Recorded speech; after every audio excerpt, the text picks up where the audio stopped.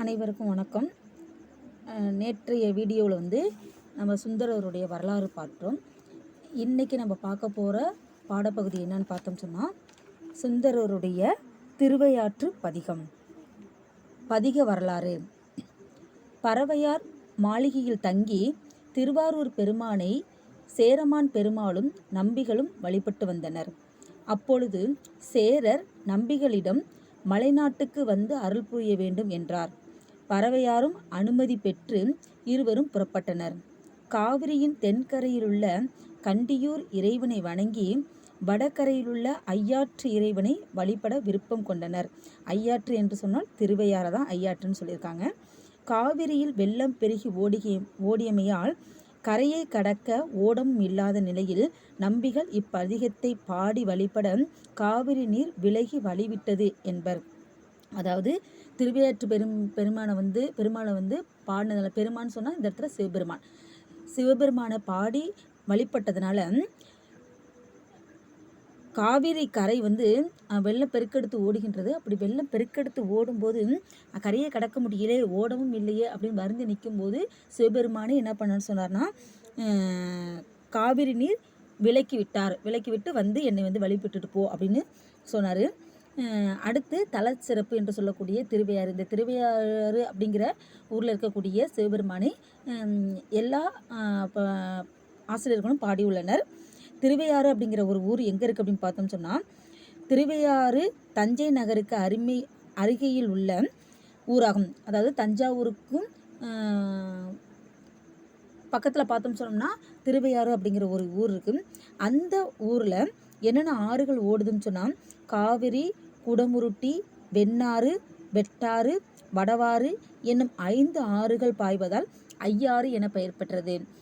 ஐயாறு அப்படின்னு சொன்னால் இந்த 5 ஆறுகள் ஓடுகின்றன. என்னென்ன ஆறுன்னு பார்த்தோம்னா காவிரி, குடமுருட்டி, வெண்ணாறு, வெட்டாறு, வடவாறு என்று சொல்லக்கூடிய 5 ஆறுகள் ஓடுவதனால் இது ஐயாறு என பெயர் பெற்றது. நாளடைவில் திரு என்கின்ற அடைமொழி பெற்று திருவையாறு என்ற பெயர் பெற்றது. சப்தஸ்தானம் என வழங்கும் 7 தலங்களில் இது முதன்மையான தலமாகும். திருமகள் பூசித்து தவம் செய்த தலமாக கருதப்படுகிறது. தனக்கு பூஜை செய்த பக்தர் ஒருவர் காசிக்கு சென்று குறித்த காலத்தில் வராததால் இறைவனே அவர் வடிவம் தாங்கி தம்மை தாமே பூஜை செய்து கொண்ட தலம். இக்கோயிலில் உள்ள இறைவன் ஐயாரப்பர், இறைவி அறம் வளர்த்த நாயகி, தீர்த்தம் ஐயாற்று தீர்த்தம், தலவிருச்சம் வில்வ மரமாகும். இதுதான் திருவையாறுடைய சிறப்பாகும். இந்த திருவையாற்றை பற்றி 11 பாடல்கள் பாடியிருப்பாங்க. பதிகம் என்று சொன்னால் 10, ஒன்று சிறப்பு கருதி 11 பாடல்களாக பாடியிருப்பாங்க. போன திருநாவுக்கரசருடைய பாடல்களை பார்த்தாலும் நம்மளுக்கு 11 பாடல்கள் இருக்கும். அடுத்து இந்த சுந்தரருடைய பாடல்கள் பார்த்தாலும் பதிகம்னு சொல்லிப்பாங்க 10 பாடல்கள், ஆனால் 11 பாடல்கள் இருக்கும். முதல் பாடல். பரவும் பரி சென்று அறியேன் நான் பண்டே உம்மை பயிலாதேன், இரவும் பகலும் நினைத்தாலும் எய்த நினைய மாட்டேன் நான், கரவில் அருவி கமுகுன்ன தெங்கம் குலை கீழ் கருப்பாலை, அரவ திரை காவிரி கோட்டம் ஐயாறு உடைய அடிகளோ. அதாவது என்ன சொல்கிறார் அப்படின்னு சொன்னால், திருவையாற்றுடைய அழகை இந்த இடத்துல வர்ணிக்கிறார். என்ன வர்ணிக்கிறார் அப்படின்னு சொன்னால், அருவியிலிருந்து விழும் நீர், கரவில் அருவி கமுகுன்ன, அருவியிலேருந்து என்ன ஊற்றுதுன்னு சொன்னால் நீர் ஊற்றுதான். அந்த நீர் எங்கே விழுதுன்னு சொன்னால் கமுகுன்ன, கமுகு என்று சொன்னால் பாக்குக்குலை, அந்த நீர் பாக்குக்குலையில் விழுது. பக்கத்தில் என்ன இருக்கான், தென்னங்குலை கீழ் கருப்பாலை, தென்னை மரங்களில் குலை கீழ் உள்ள கரும்பு ஆலைகளின் ஓசையோடு கூடி ஒலிக்கும். பாக்கு மரம் இருக்குது, பாக்கு மரத்துக்கு பக்கத்தில் பார்த்தோம்னு சொன்னால் தென்னை மரங்கள் இருக்குது. தென்னை மரத்தில் என்ன இருக்குன்னு சொன்னால் குலை, தென்னங்குலை இருக்கும் பார்த்தியா, அந்த தென்னங்குலையின் கீழ் அதுக்கு பக்கத்தில் என்ன இருக்குன்னு சொன்னால் கரும்பு, அந்த கரும்பு ஆலைகளின் ஓசையோடு, அதாவது கரும்புகளில் இருக்கக்கூடிய அந்த தேனை, அதாவது இனிப்பை குடிப்பதற்காக அந்த வண்டுகள் ரீக்காரம் விட்டுக்கிட்டு போகும். அது ஒரு மாதிரியான ஓசை இருக்கும் அப்படின்னு சொல்கிறார். அதை தான் இங்கே என்ன சொல்கிறாங்க, கரும்பாலை அப்படின்னு சொல்கிறாரு.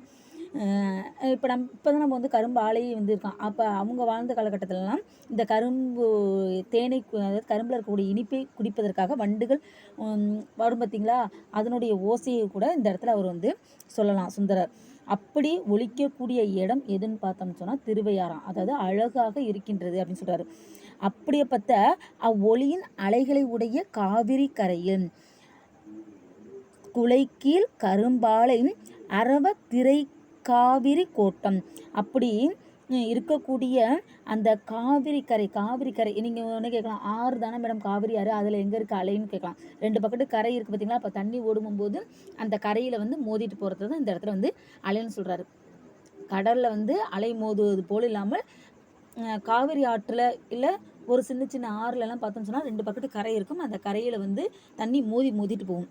அதை தான் இங்கே என்ன சொல்கிறாங்கன்னு சொன்னால், அவ்வொலியின் அலைகளை உடைய காவிரி கரையில் உள்ள திருவையாற்றை உனதாக உடைய. திருவையாறுனா யாரு? சிவபெருமான். சிவபெருமானே உனக்குரிய இடமாக உடைய ஐயாற்று அடிகள்னா திருவையாற்று அடிகளை சிவபெருமானே பரவும் பரிசென்று அறியேன். எனக்கு எப்படி வழிபடணும் கூட எனக்கு தெரியாது. இப்படி தான் சாமி கும்பிடணும், இப்படி தான் உன்னை வழிபடணும் அப்படிங்கிறது தெரியாமல் மறந்தேன். இருந்தாலும் எப்படி வழிபடுறதுன்னு தெரியலை. இருந்தாலும் இரவும் பகலும் நினைந்தாலும் நினைய மாட்டேன். இரவும் பகலும் உன்னையே நினைப்பேன். எப்படி வழிபடணுங்கிற ஒரு வழிபாட்டு முறை எனக்கு தெரியாது. இருந்தாலும் இரவும் பகலுமாக உன்னை நினைத்து கொண்டே இருப்பேன் என்று சுந்தரர் சிவபெருமானை நோக்கி பாடுகின்றார். அடுத்த பாடல், எங்கே போவேன் ஆயிடினும் அங்கே வந்து என் மனத்தீராய் சங்கை ஒன்று இன்றியேன் தலைநாள் கடைநாள் ஒக்கவே கங்கை சடைமேற் கரந்தானே கலைமான் மறியும் கனல் மழுவும் தங்கு திரை காவிரி கோட்ட ஐயாறு உடைய அடிகளே. இந்த பாடலில் வந்து லாஸ்ட்டில் பார்த்தோம்னு சொன்னால் அந்த 2 லைன் வந்து திரும்பி வருது. திருப்பி வந்து சிவபெருமானை கூப்பிடுற மாதிரி என்ன சொல்கிறாருன்னா, திருவையாற்றை உடைய, அதாவது ஐயாறை உடைய அடிகளே. ஐயாறை உடைய அடிகள்னு சொன்னால் இந்த இடத்துல சிவபெருமானை குறிக்கின்றது. என்ன சொல்கிறார் அப்படின்னு சொன்னால், கங்கை தலைநாள் கடைநாள்னா கடைசி நாள், முதல் நாள் கடைசி நாள் அப்படிங்கிற மாதிரி இந்த இடத்துல கடைசி 4 லைன் வந்து சிவபெருமானை புகழ்ந்துட்டு அடுத்த 4 லைன் வந்து அவருடைய செய்தி என்னங்கிறத சொல்லியிருக்காரு. இப்போ ஒவ்வொரு பாடலில் நீங்கள் புக்கு வச்சுருக்க மாட்டீங்க. அந்த புக்கில் பார்த்தீங்கன்னு சொன்னால், புக்கு வச்சுருந்தீங்க அப்படின்னு சொன்னால் அந்த புக்கில் பாருங்கள். ஒரு 8 லைன் கொடுத்துருக்காங்கன்னு சொன்னால் கீழே இருக்கக்கூடிய 4 லைன் வந்து சிவபெருமானை புகழ்ந்து பாடியது, மேலே இருக்கக்கூடிய 4 லைன் வந்து அவர் என்ன சொல்ல வர்றாரு அப்படிங்கிற செய்தி. முதல்ல வந்து சிவபெருமானுடைய புகழை சொல்லிட்டு தான் அவர் என்ன சொல்ல வர்றாரு அப்படிங்கிறத நம்ம சொல்லணும். அப்போ கீழே இருக்கக்கூடிய 4 லைன் சொல்லிட்டு தான் நம்ம அடுத்து மேலே உள்ள 4 லைனுக்கு போகணும். இப்போ கீழே இருக்கக்கூடிய அந்த 4 லைனில் என்ன கொடுத்துருக்காங்க அப்படின்னு சொன்னால், கங்கை சடைமேற் கரந்தானேன்னு சொன்னால் கங்கை ஆற்றினை தலையில் சூடியவனே, சடைனா தலையில் சூடியவனே, கலைமான் மறியும் கனல் மழுவும், அதாவது கலைமானை மழுவின்னு சொன்னால் அவர் வைத்திருக்கக்கூடிய ஒரு ஆயுதம். அந்த ஆயுதத்தில் தன் கைகளில் தாங்கியவனே, கல்லுமலம் அப்படின்னு சொல்லக்கூடிய அந்த இது வச்சிருக்காராம். அதில் வந்து கலைமானை வந்து வச்சிருக்காராம். கங்கையை வந்து தலையில் அணிந்திருக்கின்றார். கலைமானை மறியும் கனவில் மழுவின் தங்கு திரை காவிரி கோட்டம். நீ எங்கே தங்கியிருக்க? காவிரி கோட்டத்து அருகில் இருக்கக்கூடிய ஐயாறு உடைய அடிகளே சிவபெருமானே.